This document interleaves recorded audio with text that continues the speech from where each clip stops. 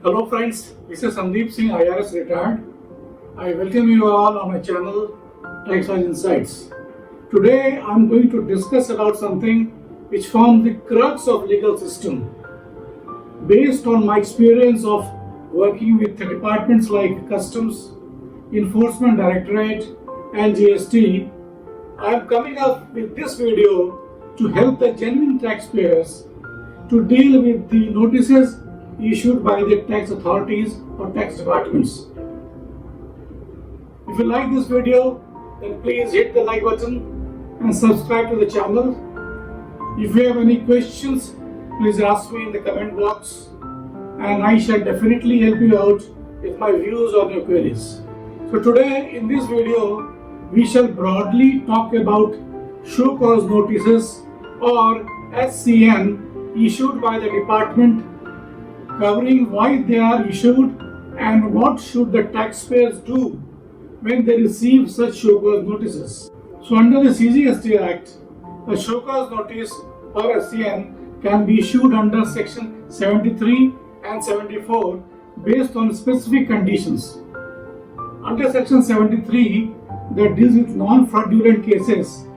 Which are these cases? Number one is non-payment or short payment of tax. It is issued when there is a failure to pay the correct amount of tax due. Second thing is erroneous refunds. If a refund has been granted by the department wrongly granted, then show cause notice can be issued. Number three, input tax credit misuse, ITC misuse. So claiming ITC on ineligible supplies or unreceived goods. Number four is failure to file returns. Not filing GST returns within the stipulated time period can lead to the issuance of show cause notice under 73. Under section 74, which deals with the fraudulent cases, number one is tax evasion with intent. It is issued when there is an evidence of fraud, willful misstatement or suppression of facts. Second condition is false information, providing misleading statements or using fake invoices. Now recently, CGST Act, Finance Act 2024 has introduced a new section 74A, which stipulates a unified timeline for issuing show cause notices for both fraudulent under section 74 and non-fraudulent cases 73, which will apply starting financial year 24-25. So section 74A, it was introduced by the Finance Act 2024.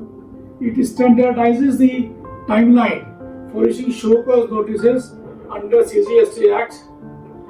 So what are the key impacts on timelines?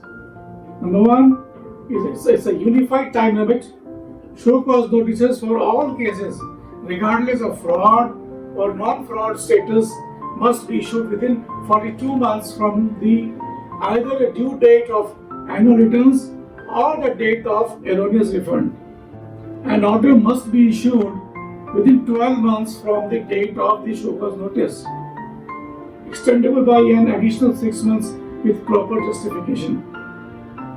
So for the transition period, the old 73 and 75 will apply. So these new provisions shall apply only to demands pertaining to periods starting from 1st April 2024 and thereafter. For earlier periods, existing timeline under section 73 and 74 remain applicable. Now let us see which are the cases where the department can issue show cause notices to the taxpayers. So broadly speaking, let's see one by one. Number one is non-compliance with filing returns. So delay in filing GSTR1 or GSTR3B for 6 months can lead to show cause notice. Number two is mismatch of returns. Discrepancies between GSTR1 and GSTR3B or between GSTR1 and e-way bill data can lead to the issuance of show cause notice. Number three is excess ITC or input tax credit claimed. Claiming ITC on ineligible supplies or on supplies not received can lead to the show cause notices. Number 4 is non-payment or short payment of GST.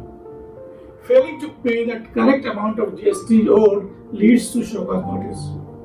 Number 5 is failure to obtain registration.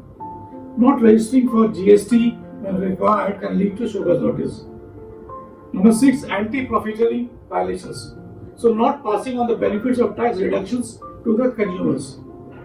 Number 7 is non-compliance with e-invoicing rules. So failing to comply with mandatory e-invoicing requirements leads to show cause notice.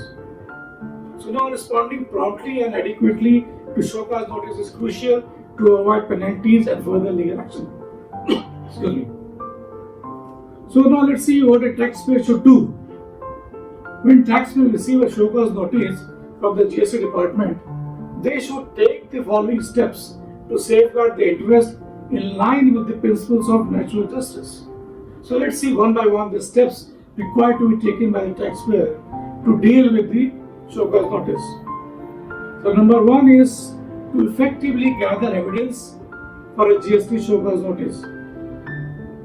So what are the strategies? Number 1 is review the show cause notice thoroughly. Understand the specific allegations and legal provisions cited. This will help identify the relevant evidence needed to counter the claims. Then you have to collect relevant documentation. Gather all the pertinent records, including invoices, both for sales and purchase, related to the transactions in questions. Next, bank statements to verify financial transactions. Number 3 is GST returns, R1, 3B, and any other relevant filings. Number 4 is contract and agreements. So supporting documents that pertain to the transactions under scrutiny or under notice we have to gather. And then we have to organize evidences systematically.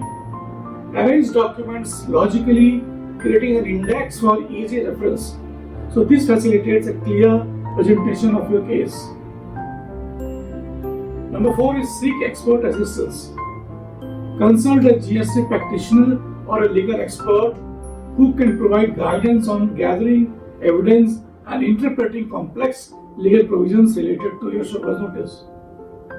After having done all these things, you have to prepare a detailed evidence list. Document all evidences you plan to submit, ensuring each piece correctly supports your defense against the allegations made in the show cause notice. You can also consider cross-examination, if applicable. So request for cross-examination of individuals whose statements are used against you in the show cause notice, providing further clarity on the.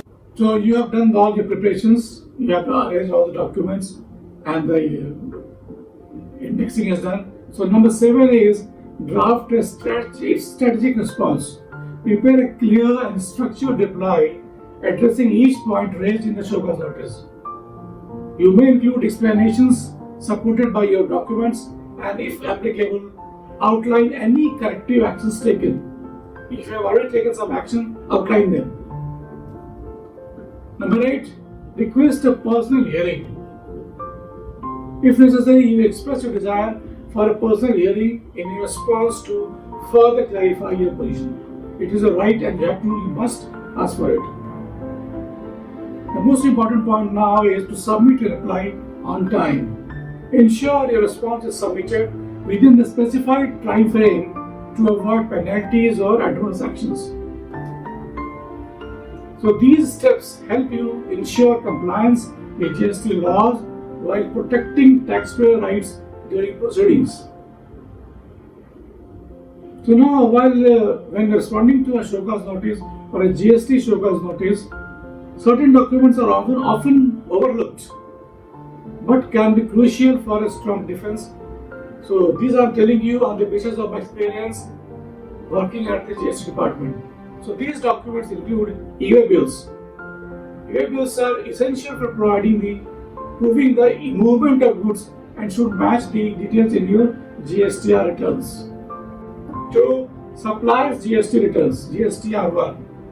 Cross-verifying your purchase data with your supplier's GSTR1 can help substantiate your claims and identify discrepancies. third document is debit notes and credit notes. These documents support adjustment made to the invoices and are vital for justifying any changes in reported sales or purchases. Number 4 is payment evidence. So bank statements or payment vouchers demonstrating the actual payment made for purchases can strengthen your case, especially when claiming ITC or input tax credit. You can also enclose copies of contracts and agreements, as I told you earlier, which are very relevant to provide context for transactions and clarify the nature of supplies which may counter allegations of non-compliance. Internal reconciliations are also very important. So internal reconciliation report should be prepared.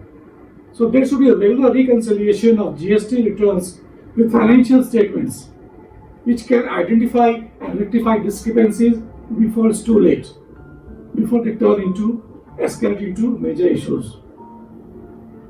The next important point is communication records with suppliers.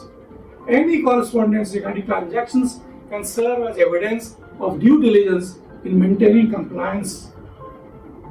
So by ensuring these documents are organized and readily available, taxpayers can effectively support their position when responding to a show cause notice or an SCN. So by following these strategies, taxpayers can effectively gather and present evidence in response to a show cause notice issued by the department, the GST department. I hope this video helps you. If you like the video, then please hit the like button. And if you have any queries, you can ask me in the comment box, and I shall definitely come back to you. If you have not subscribed to the channel, please do it now. Take care. I'll see you in the next video. Thank you. Bye bye.